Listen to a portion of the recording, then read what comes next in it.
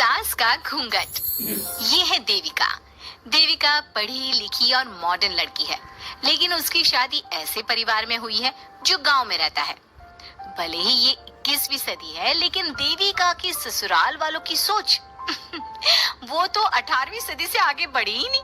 आइए जानते हैं क्या होगा जब शहर की पढ़ी लिखी और मॉडर्न लड़की फंस जाएगी संकीर्ण मानसिकता वाले माहौल में। सागर, ये तुम्हारे गांव में सबने इतने लंबे लंबे घूंघट क्यों कर रखे हैं? और ये सब मुझे इतना घूर घूर कर क्यों देख रहे हैं? अरे यार, तुम भी घूंघट कर लो ना, इसीलिए तो देख रहे हैं सब तुम्हें। कम ऑन सागर, मैं घूंघट नहीं कर सकती। तुम्हें पता है ना मैं कौन हूँ। लेकिन देविका, मेरे पिताजी, चाचा जी, बड़े भैया और जीजा जी ने तुम्हें बिना घूंघट के देख लिया ना तो बहुत गुस्सा होंगे और न जाने कौन कौन से फरमान सुनाएंगे। घर चलो, देखा जाएगा जो होगा। सागर देविका से कई बार कहता है कि वो घूंघट कर ले, लेकिन देविका सागर की नहीं सुनती और अपने ससुराल के दरवाजे पर पहुंच जाती है। जब देविका वहां पहुंचती है तो देखती है कि उसकी सास बिमला, चाची सास कम्मो और जेठानी सुजाता ने लंबा सा घूंघट कर रखा था, पर उनकी ननद वीना ने घूंघट नहीं किया हुआ था। लेकिन हाँ, उससे सर पर सलीकी के साथ दुपट्टा जरूर ओढ़ा हुआ था। सागर अपनी पत्नी को सबसे मिलवा रहा होता है, तभी सागर के पिता जोगिंदर बोलते हैं, सागर, तूने बहू को इस घर के तौर तरीके नहीं समझा। हमारे घर की औरतें बिना घूंघट के किसी पर आए मर्द के सामने नहीं आती और तू इसे ऐसे ही ले आया। पिताजी, मैं समझा दूंगा। वो नई नई शहर से आई है ना, इसलिए उसे पता नहीं है। सागर की बात सुनकर उसके चाचा जी महेंद्र बोलते हैं, ये बात तो तुझे गांव में कदम रखते ही अपनी बीवी को समझानी चाहिए थी। हमारा गांव में बहुत नाम है। तेरी बीवी ऐसे गांव भर में घूमेगी तो क्या इज्जत रह जाएगी हमारी। ये बोलकर जोगिंदर और महेंद्र वहां से चले जाते हैं। शाम को घर की सारी औरतें खाने की तैयारी करती हैं। खाना तैयार हो जाता है, लेकिन घर की कोई भी औरत खाना नहीं खाती। बहुत रात हो जाती है, तब देविका कहती है, सासू माँ, खाना बने हुए तो देर हो गई, रात भी बहुत हो गई है, हम लोग खाना क्यों नहीं खा रहे हैं? अरे बहू, ये क्या बोल रही हो? हमारे यहाँ घर की औरतें तब तक खाना नहीं खाती जब तक घर के मर्द खाना ना खा ले। लेकिन इतनी देर हो गई, आप सबको भूख नहीं लग रही क्या?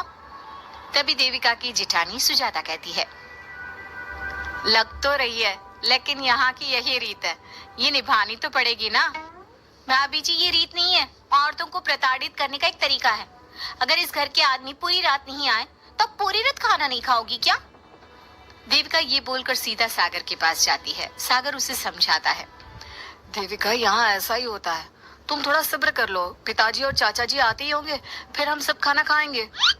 सागर देविका को समझा ही रहा था, तभी देविका की ननद वीना आकर कहती है, सागर, खाना खाने आ जाओ, पिताजी और चाचा जी आ गए हैं। चलो देविका, तुम्हारा इंतजार खत्म हुआ। सागर खाने के लिए बैठ जाता है। जब सब खाना खाने बैठते हैं तो देविका भी बैठ जाती है। सागर धीरे से उसे कहता है, अरे देविका, ये क्या कर रही हो? तुम इस तरह हमारे साथ खाना नहीं खा सकती। मगर क्यों सागर, मुझे भूख लगी है, सब लोग खा रहे हैं तो मैं क्यों नहीं खा सकती? ये हमारे घर का नियम है, पहले घर के आदमी खाते हैं और बाद में औरतें। लेकिन सागर, हमारे घर में तो ऐसा कोई नियम नहीं है। देविका और सागर में बहस छिड़ जाती है।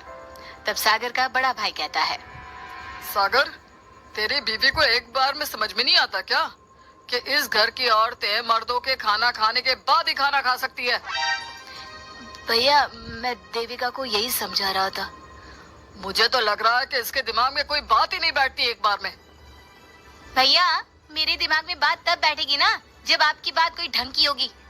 अरे आखिर क्यों घर की औरतों को आप लोगों की बात खाना मिलेगा? हाँ, अब से पहले घर की किसी औरत ने घर के किसी मर्द से इस लहजे में बात नहीं की थी, इसलिए वो सब देविका की बात सुनकर हैरान रह गए। तभी सागर की जीजा और वीना के पति कल्याण जी कहते हैं, ये क्या है सागर, इस घर की दीवारों को औरतों की इतनी ऊंची आवाज सुनने की आदत नहीं है। अपनी बीवी को बोल जरा होश से काम ले और चुपचाप चली जाए। क्यों चली जाऊं मैं चुपचाप? इस घर की औरतें आपकी हर बात बर्दाश्त कर लेंगी, लेकिन मैं शहर की पढ़ी लिखी लड़की हूँ। आपके कोई भी फालतू के रीति रिवाज मैं नहीं बर्दाश्त करने वाली। इस तरह देविका ने सारे घर की औरतों के लिए मिसाल पैदा कर दी। जोगिंदर के घर में पहली बार किसी महिला ने विरोध का स्वर उठाया है, ये बात घर के किसी मर्द को बर्दाश्त नहीं हो रही है। तभी जोगिंदर कहता है, महेंद्र, मोहन, इस बेशर्म लड़की को कमरे में बंद कर दो और आज इसे कोई खाना नहीं देगा। अगर किसी ने इसे खाना दिया तो मैं उसे जिंदा नहीं छोड़ूंगा। महेंद्र और मोहन उसे कमरे में बंद कर देते हैं और उसे खाना भी नहीं देते। रात के 3 बज जाते हैं। भूख की वजह से देविका को नींद भी नहीं आती। तभी उसे कुछ महसूस होता है। ऐसा लग रहा है कोई दरवाजा खोल रहा है, लेकिन इतनी रात को कौन हो सकता है? कहीं सागर तो नहीं? देविका उम्मीद भरी नजरों से दरवाजे की तरफ देखती है, लेकिन दरवाजा खोलने वाला सागर नहीं, बल्कि विमला और कम्मो है। माँ जी, चाची जी, आप दोनों? बहू, ये ले, हम तेरे लिए खाना लाए हैं, खा ले। और ये बात ना तो किसी को बताना मत कि हमने तुझे खाना दिया है, नहीं तो हमारे मर्द मार मार कर हमारा बुरा हाल कर देंगे। माँ जी, आप यहाँ इतना घुट घुट कर क्यों रहती हो? देविका, अब तू भी इस घर की बहू है, तू भी हमारी तरह रहना सीख ले। इस घर के कायदे कानून अपना ले। इस घर के मर्द तो कभी बदलने वाले हैं नहीं बहू, तो तू ही बदल ले अपने आप को। माँ जी, बदलाव अच्छे के लिए हो तो हमें बदलना चाहिए। बेकार और बेतुकी बातों का तो विरोध करना चाहिए।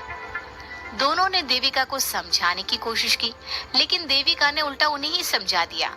इसी तरह एक दिन देविका किसी बात पर जोर जोर से हंस रही थी। तभी देविका की सास विमला ने उसे टोकते हुए कहा, अरे बहू, तू इतनी जोर जोर से क्यों हंस रही है?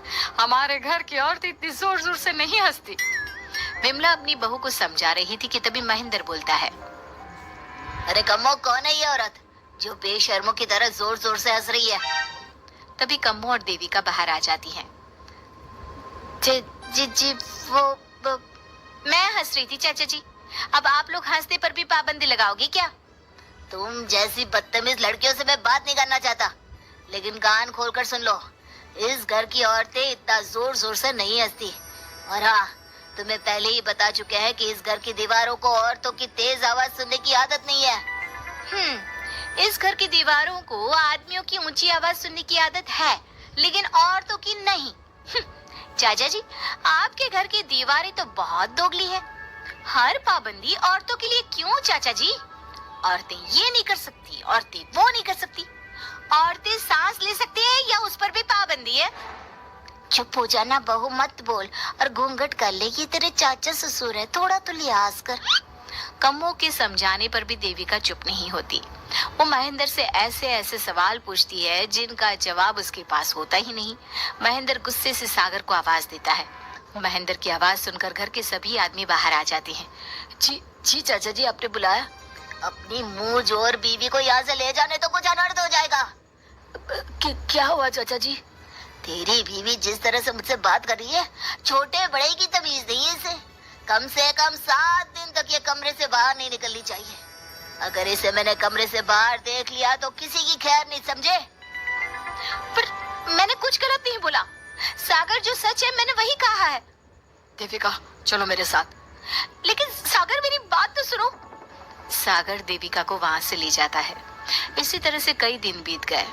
अब देविका अपने ससुराल में हर गलत बात का विरोध करने लगी, लेकिन जितना ज्यादा वो विरोध करती, उसके ससुराल वाले उस पर उतना ही ज्यादा अत्याचार करते। अब देखना यह है कि देविका अपने ससुराल वालों के अत्याचार को यूं ही सहती रहेगी। क्या उसके ससुराल में घूंघट में औरतों का दम इसी तरह घुटता रहेगा? अगर आप इन सवालों के जवाब जानना चाहते हैं ना, तो हमें कमेंट करके जरूर बताइएगा। और हमारी स्टोरी को लाइक, शेयर और चैनल को सब्सक्राइब करना ना भूलें।